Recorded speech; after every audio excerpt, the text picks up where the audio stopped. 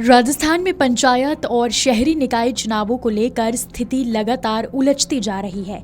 कार्यकाल पूरा होने के बावजूद प्रदेश की ग्रामीण और शहरी सरकारें फिलहाल कागजों तक सीमित होकर रह गई हैं। हाईकोर्ट ने 31 जुलाई तक चुनाव कराने के आदेश दिए हैं, लेकिन अब तक चुनाव की तारीख तय नहीं हो सकी है, जिससे राजनीतिक और प्रशासनिक असमंजस बढ़ता जा रहा है।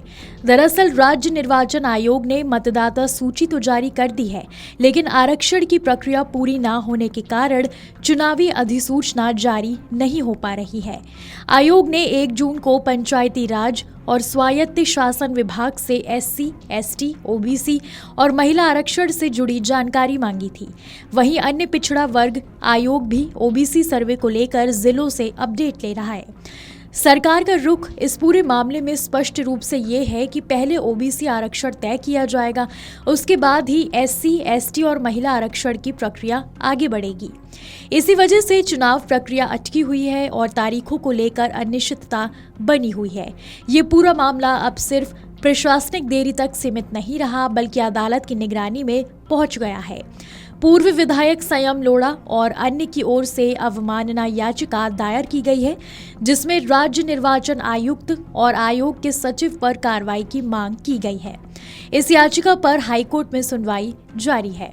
गौरतलब है कि हाईकोर्ट ने पिछले वर्ष नवंबर में 15 अप्रैल तक चुनाव कराने की डेडलाइन तय की थी, लेकिन सरकार ने समय बढ़ाने का अनुरोध किया और उसे राहत मिल गई।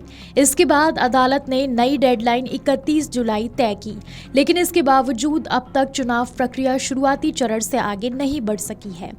इधर राज्य सरकार, राज्य निर्वाचन आयोग और ओबीसी आयोग तीनों के बीच जिम्मेदारी को लेकर सिचुएशन साफ नहीं है।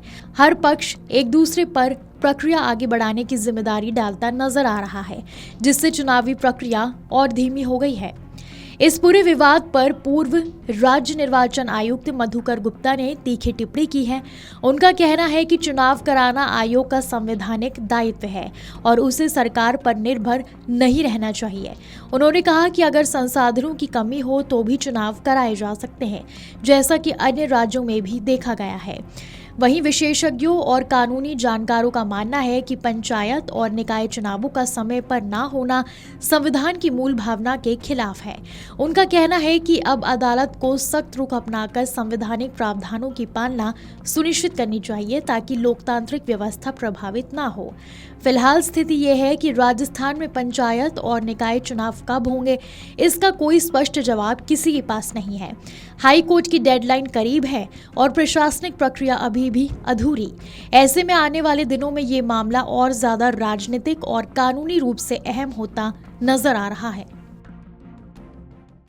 आपके राज्य की खबरें, आपके शहर की खबरें सबसे पहले जानने के लिए देखते रहें अमर उजाला। चैनल को सब्सक्राइब जरूर कर लें और पाएं हर अपडेट।